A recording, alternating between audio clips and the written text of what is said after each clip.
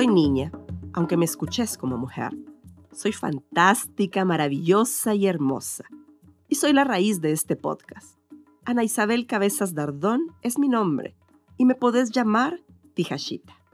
Bienvenidas y bienvenidos a Las que Sustentan Vida Podcast, un espacio digital de mujeres guatemaltecas. Queremos que nuestras verdades y nuestros sentires sean escuchados en libertad. En cada episodio escucharás a la mujer semilla, a la mujer maíz y a la mujer lunar. ¡Dele viaje! La vida te da podcast y el podcast te da sorpresas.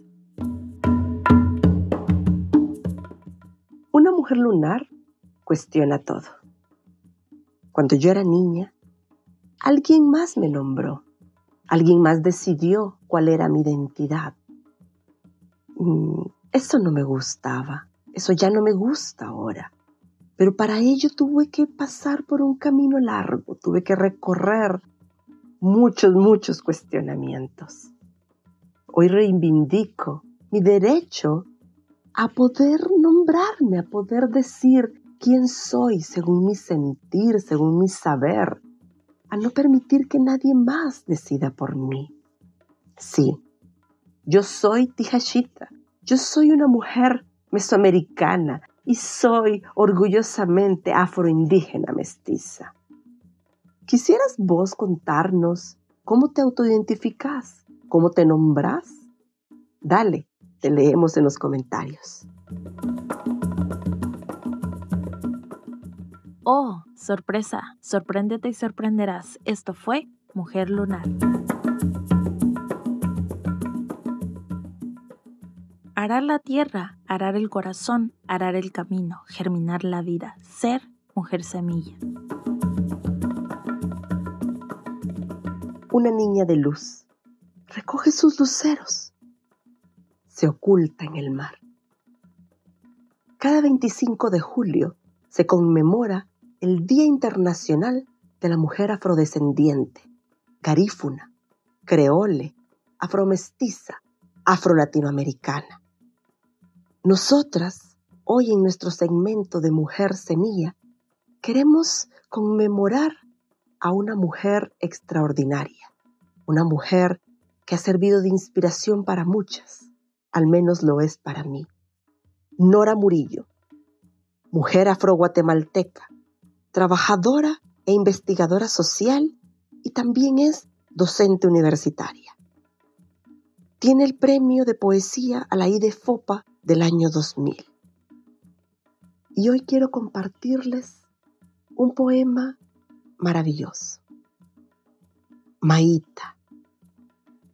Su risa, una mueca dibujada por los años.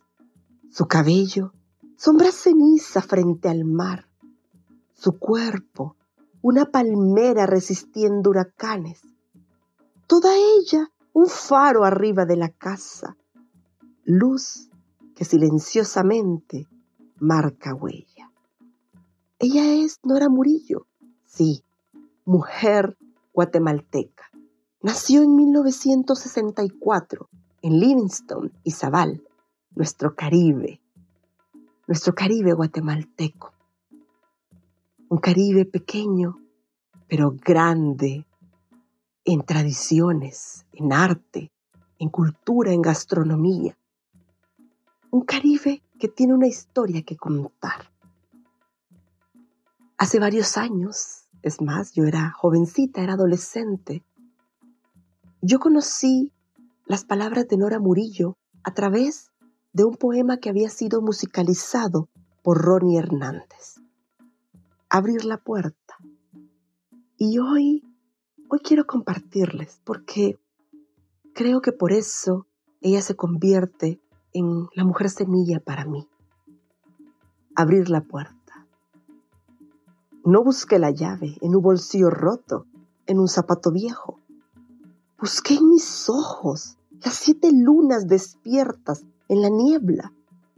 Me sacudí con fuerza hasta botar el moho de silencio. Abrí el armario apolillado, el que me regaló la abuela, para guardar mis lágrimas. Tiré cosas viejas ideas, mandamientos, cadenas. Me quité las máscaras. Me vi. Apreté los puños. Rompí ventanas. Abrí la puerta y me tomé la calle. Si lo reconocieron, qué maravilloso. Si no, búsquenlo. Está en muchas redes sociales, está en YouTube. Abrir la puerta, de Nora Murillo, musicalizado por Ronnie Hernández. Realmente es extraordinario poder reconocer la fuerza de mujeres como Nora Murillo, que a través de sus palabras, de su poesía, nos han ayudado a ver la vida de otra manera, nos han servido de inspiración. También por eso quisiera leerles un extracto del artículo publicado por Consuelo Mesa Márquez en el discurso literario de las poetas garífunas del Caribe centroamericano. Este extracto es sobre el poema Confieso que esperé. Ella dice, es una voz beligerante que reclama los derechos de las mujeres, que manifiesta las diferentes expresiones de violencia a las que las mujeres, sin importar clase, raza o etnia, son expuestas. La historia de sometimiento y las instituciones sociales que legitiman y reproducen esa subordinación y ausencia de poder. En esa rebeldía alude a una historia matrilineal de mujeres transgresoras que han alumbrado y acompañado el camino para otras mujeres. Este poema, El confieso que esperé, tiene como objetivo la lucha por la plena humanidad de las mujeres, similar a la lucha de esos negros y marrones que se negaron a la esclavitud. Yo digo que también cimarronas. Como subtexto se encuentran imágenes que hacen referencia a esa historia. Las tormentas, los barcos, las barcas a la deriva, la luna, los puertos. Finalmente, muestra un deseo de reconciliación entre la historia personal y la historia de Guatemala, que, como los discursos androcéntricos, es una historia escrita desde un contexto objetivo que recoge las experiencias de los varones y una ideología que coloca en los márgenes a las mujeres y las etnias. Interesante, ¿verdad? Les comparto entonces. Confieso que esperé. Esperé que pasaran las tormentas, que se descongelara la noche, que en mi puerto no atracara un solo barco, que los duendes me regresaran las palabras. Esperé como miles de mujeres en el anonimato, aguantando la triple jornada, el medio salario, el jefe abusivo, el último puesto, conviviendo con el enemigo en casa, la iglesia, la escuela, la calle. Esperé con el corazón y arrugado de miedo, con tristeza y angustia contenidas, con rabia e impotencia de sentirme barca a la deriva. Esperé, rastreando las huellas, convocando la voz de hermanas que escriben sus nombres con mayúscula. Esperanza Guadalupe Reina, Francisca María Juana, Marta Isabel Amanda Xmocané Celia Dominga Laura. Obreras, campesinas, estudiantes, profesionales, madres, trabajadoras, artistas indígenas mestizas, luchadoras, rebeldes, insumisas. Mujeres que se cansaron de que todo les llegara tarde. Esperé hasta sentir que ya no podía esperar más, porque mi corazón hervía de emociones, porque mi piel fue absorbiendo un viento nuevo, un viento que me hacía girar. Y giré, hasta sentirme reencontrada con mi historia y la historia de este país que habito y me habita. Desde entonces, ya no sueño con serpientes, sueño con lunas cargadas de caramelos, con dragones que me abrazan, con árboles que caminan. Y aquí me tienen. Soy una más que no calla. Gracias infinitas, Nora Murillo, por tu arte, por tu poesía, por la fuerza de tus palabras, por ser hoy nuestra mujer semilla. La semilla tiene sus formas, su tierra, su magia, su inspiración. Esto fue Mujer Semilla. Su voz de niña y su voz de adulta sustentan la vida con la misma esencia. Maíz, la mujer maíz.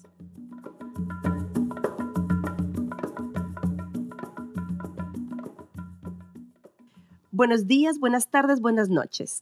Este es el segmento Mujer Maíz. Y hoy tenemos a una invitada muy especial. Yo me siento identificada con ella. Ella de niña quería cambiar el mundo y ahora de adulta sigue pensando que eso es posible. Ella es Glenda Johanna Wedderburn. Hola, Glenda Johanna. ¿Cómo estás? Hola, Ana Isabel, y mucho gusto a la audiencia, a todas las personas que nos escuchan ahora y que nos van a escuchar después. Es un gusto estar acá. Gracias por aceptar poder compartir con nosotros un poquito de tu vida. Les doy un adelanto. Más adelante, mucho más adelante, va a haber una entrevista mucho más grande, mucho más propia, con mucho más contenido, para que conozcamos un poquito de Glenda Johanna, la mujer feminista. Pero hoy quiero platicar sobre esa niña que quería cambiar al mundo. Primero cuéntanos, ¿cómo se llamaba Glenda Johanna cuando era niña? Niña a la edad que tú quieras. Siempre usé más en mi entorno Glenda, en mi entorno como de vecindad, de escolaridad, porque es el primer nombre, ¿no? Sí, que aparece y es el que te nombra. Pero mi abuela era la que en mi familia casi siempre me decía Johanna. Y con mi abuela yo siempre tuve un vínculo muy especial. Entonces, tu abuela materna, supongo. Mi abuela materna, así es. Entonces siempre en la niñez estaba mucho más identificada como formalmente con Glenda, ajá, pero con el corazón estaba más relacionada con Johanna por ese vínculo, sí, pues, ancestral. Te entiendo, y eso es tan importante. Yo recuerdo en mi propia historia, yo me llamo Ana Isabel, pero yo siempre fui nombrada como Ana, como Anita, lo que fuera asociado a ese nombre. Pero es por eso, porque era el primero. Y yo decía, pero en mi casa también eso, yo tengo algunos vínculos, en mi caso es con mi bisabuela paterna, ella se llamaba Isabel y por ella yo llevo también ese nombre y para mí hay una conexión muy fuerte. ¿Tú también llevas el nombre de alguien más? No, hay distintas versiones de por qué me pusieron esos, ajá, dos nombres. Yo no he podido como concretar ninguna hipótesis, pero sé que mi papá y mi mamá lo escogieron porque les gustó, más allá de las explicaciones que me han dado que yo no he podido comprobar. O sea, que realmente, pero no hay alguien en mi familia, digamos, que yo sepa que me nombraron por esa persona, sí, pues, que sea mayor. Lo cual es bueno también a veces, sí, ¿no? Ahora lo agradezco, no sabes cómo. Sí, pero qué bueno que también entonces existe ese vínculo con tu abuela materna y que tú decides como también utilizar más el Johanna. ¿Cómo era entonces Glenda Johanna cuando era niña? ¿Cómo era esa niña que quería cambiar el mundo? Aunque no lo parezca ahora, al principio era una niña bastante tímida, como que evitaba un poquito los acercamientos sociales más allá de lo familiar, pero tenía momentos de show. Entonces era la niña que contaba chistes en las reuniones familiares, que cantaba, luego me fue gustando y entonces me convertí en la niña que además en la escuela era la que se presentaba en los concursos de declamación, de oratoria. Claro. Empecé a jugar baloncesto desde los 8 años, entonces eso también fue ampliando mi colectividad y de encontrar esos lugares donde yo me sentía cómoda. Claro. Tenemos tanto en común, te cuento. Yo también empecé en mi infancia declamando, no oratoria, sí la hice, pero no me gustaba mucho, pero la declamatoria sí, hasta la fecha me sigue. ¿Sigues tú declamando? No, pero sigo escribiendo y quizá no lo hago público, pero siempre me ha gustado, o es una práctica que tengo desde hace mucho tiempo, que hablo frente al espejo. Ahora le hablo a mi gatita, ella es la que me aguanta ahí Qué fantástico. Mis monólogos. ¿En qué época creció Glenda Johanna? No me tienes que decir tu edad, es un tema que yo lo respeto a cada quien, y si quieres decirlo, claro que sí, eres libre para hacerlo, pero ¿en qué década más o menos estaba la niña Glenda Johanna creciendo? ¿Cuando declamaba? ¿Cuando a los 8 jugaba baloncesto? Sí, en los 90s. En los 90s, ok. Eso también me sirve a mí como para entender un poquito qué eran las cosas que estabas viviendo, ¿no? Que se vivían en nuestro entorno. ¿Qué rescatas tú de eso, de lo que viviste en tu entorno, ya sea el muy interno, el familiar y el muy externo como nacional? Las cosas que sucedían en los 90, acuerdos de paz, acaba la guerra, ese tipo de cosas, ¿cómo te marcaron? ¿Cómo marcaron tu vida? Yo siempre he dicho que yo de alguna manera siento que crecí como en una burbuja en la niñez. Hubo mucha información a la que igual no había mucho acceso o interpretaciones o lecturas que no éramos capaces de hacer en ese momento. Yo crecí, como mucha gente sabrá, en Amatitlán, un municipio predominantemente mestizo, ¿verdad?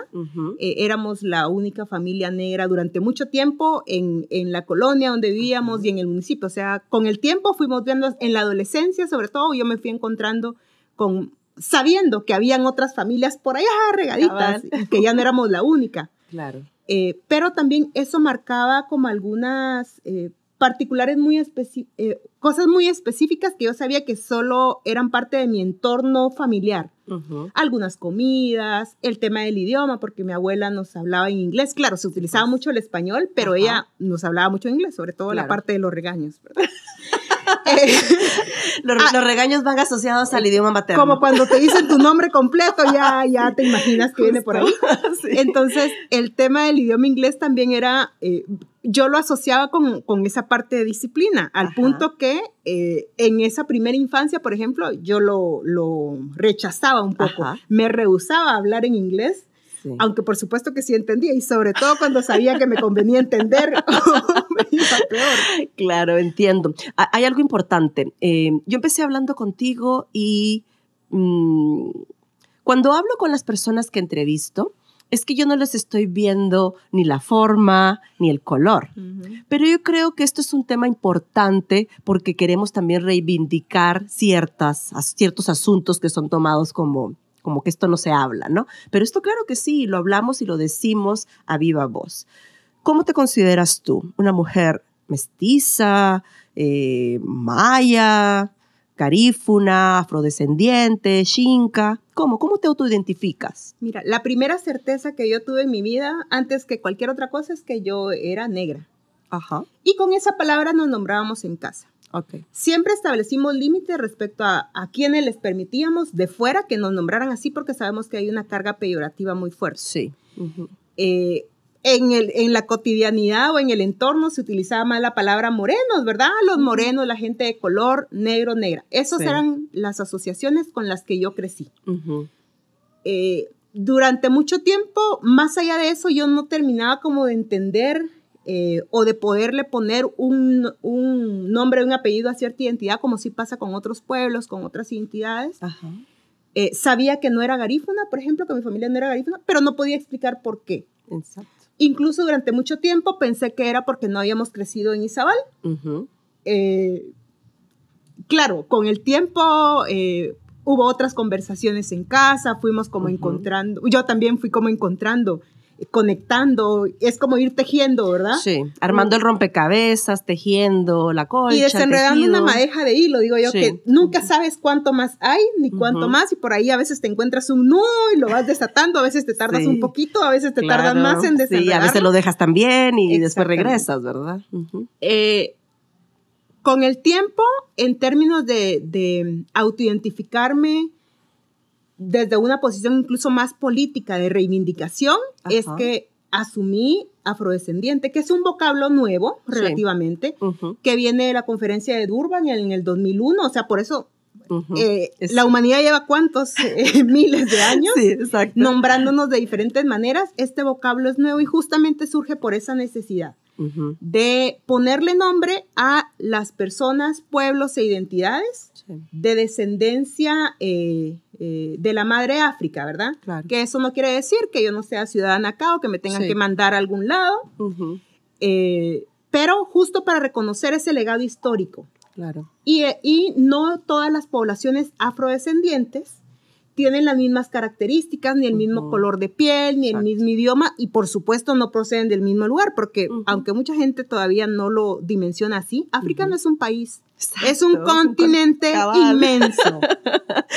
Y es importante recordarle, no es un país África, es un continente con diversidad cultural, artística, política, social, de todo, ¿no? Y sobre todo que África ni empieza ni termina con la esclavitud. Esa fue una situación dolorosa a la cual fue sometida mucha población de origen africano. Eso es cierto. Hace poco yo escuchaba a una chica afrodescendiente, creo que ella es haitiana, y ella decía, es que como que pensamos que solo la época de la esclavitud es que existió África, ¿no? Y todo eso que existió antes, todo lo que ya éramos, y que sigue siendo parte de nuestras raíces y de lo que seguimos aportando a la humanidad, ¿verdad? Justamente, por eso es que me siento muy orgullosa de reivindicar esa raíz negra, porque sé que no provengo de personas que fueron esclavizadas. Claro. Provengo de un continente legendario, de reyes, de reinas, con riqueza de todo tipo, con niveles culturales, con niveles intelectuales muy avanzados. Claro. Aunque desde estos colorismos o desde el racismo se ha querido como desdibujar o no nombrar los aportes de los pueblos negros en la historia, al punto que Egipto, que por si hay alguien que no lo sepa, está en África, de donde se habla tanto de la civilización. Lo que hemos visto es como en que las películas, ¿verdad? No, pero lo que hemos visto en las películas, en la forma de representarles, es como que si fueran blancos o indígenas, y eran negros. Sí, justo. ¿Eso cómo ayudó a que la niña Glenda Johanna creciera? Creció justamente por eso, por ese enriquecimiento que había en tu familia. ¿Eso aportó a tu vida como mujer adulta ahora? Por supuesto, o sea, eso me salvó la vida. El haber tenido esas certezas, por lo menos en el entorno familiar, me ayudó a enfrentar el entorno, a ir encontrando respuestas, a no aceptar que alguien más me dijera qué era, qué merecía o dónde sí podía estar y dónde no. Claro. En casa mi papá tenía una forma de saludarnos cuando llegaba a la casa y decía, uy, qué oscuro está aquí. Ay, claro, es que aquí está lleno de negros. Esa era una broma común en la casa, específicamente que en la casa. Dentro de casa, ¿verdad? Pero en un código familiar estrictamente. Yo a cualquier otra persona que quiera venir a utilizar ese código, le pongo un límite y soy muy radical con eso. Claro. Claro, había momentos en que, sobre todo cuando vas creciendo un poquito, vas entrando a la puerta de la adolescencia, que siempre tienes como algunos rocecitos con tus padres y madres. Sí, lo sé que lo estoy viviendo. Sientes como, ay, ya, eso es innecesario, o sea, yo ya sé, y nuestra respuesta, ay, sí, como que si usted fuera al claro, ¿verdad? Pero él lo hacía para reafirmarnos la negritud. Ese orgullo de la negritud, ¿verdad? Y se convertía en algo gracioso, ¿verdad? Esta era su forma de saludar. Sí.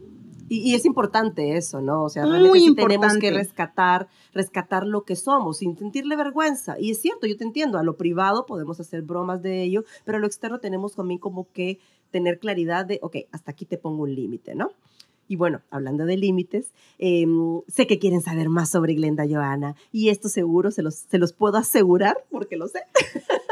Vamos a tener más información sobre ella, nos va a compartir más cosas, más detalles sobre su vida, sobre lo que hace, sobre el trabajo específico que ella hace. Pero hoy quiero terminar este segmento con una frase que ella nos compartió de su abuela materna. Ella nació en 1925 y murió en el 2003. María Estela Rodríguez Alemán. Uno de negro tiene que ser delicada. No hay que dejar que la gente te trate como se le dé la gana. Me encanta esa frase de tu abuela. ¿Cómo quisieras tú, usando esta frase, concluir esto? Amarrar un poco, sobre todo, para poder transmitir algún tipo de mensaje a las personas, a las mujeres, hombres, niños, niñas que nos puedan escuchar, sobre la importancia que tiene el poder ser feliz, amarte con lo que tú eres, tal como eres. El tiempo es tuyo. Sé que cada quien le puede tomar más o menos tiempo según el entorno, las circunstancias y los recursos que tenga en términos de personas al lado, lecturas y demás.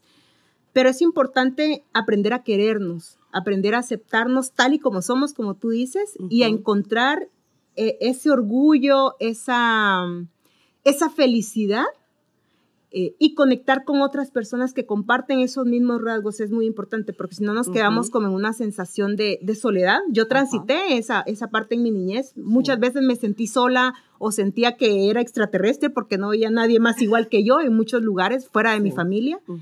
Entonces, habité mucho tiempo un no lugar, o sea, pero es que no soy esto, no soy esto, según lo que la gente me decía, hasta que yo fui encontrando mi propio lugar. Claro. Y eso me ha hecho cada vez más feliz. Y desde el conocer mi lugar, conocer mi origen, conocer de dónde vengo, eso es lo que me da más certezas para saber hacia dónde quiero ir. Sí. Entonces, abrazar el legado, la herencia familiar, hayan historias dolorosas o no, pero por lo menos conocer, interesarme, escarbar un poquito, eso a mí me ha dado muchísimas satisfacciones. Qué importante eso. Y entonces, este episodio de Mujer Maíz, de Mujer Lunar, de Mujer Semilla, se va a llamar Soy porque somos. Porque Johanna nos dice que es importante justamente eso, abrazar nuestro legado familiar, nuestro legado ancestral, porque eso es probable lo que más nos puede dar fuerza para emprender nuestro camino y entonces poder dejar una huella. Qué importante, no importando el color que tengas, la forma que tengas, si eres mujer, si eres hombre, si eres no binaria, si eres niño, si eres niña, tercera edad, no importa, tienes que abrazar lo que eres, tal como se te presentó, y si lo puedes mejorar, mejorarlo a tu gusto, pero no como lo dictaminen los demás. Mil gracias, Johanna, te digo yo, Glenda Johanna, te quieres autonombrar y yo lo respeto. Mil gracias por acompañarnos, por poder levantar tu voz con nosotras, las que sustentan vida. Muchas gracias por estar con nosotras. Gracias por recibirme. Hasta una próxima. Escuchaste la voz de niña y la voz de adulta en la esencia de la mujer maíz. En este episodio agradecemos a Glenda Johanna Wedderburn por ser, por existir y resistir, a Consuelo Mesa Márquez y su artículo literario de las poetas garífunas del Caribe centroamericano, a la poesía de Nora Murillo, al sonido de los tambores afrolatinos del grupo Tambor Libre, a Marjorie Gardenia en la producción y la conducción por Ana Isabel Cabezas Dardón, Tijashita. Las que sustentan Vida Podcast es un espacio de libertad para nuestras verdades y nuestros sentires. Gracias por ser y estar con la mujer maíz, la mujer semilla y la mujer lunar. Nos escuchamos en nuestro siguiente episodio.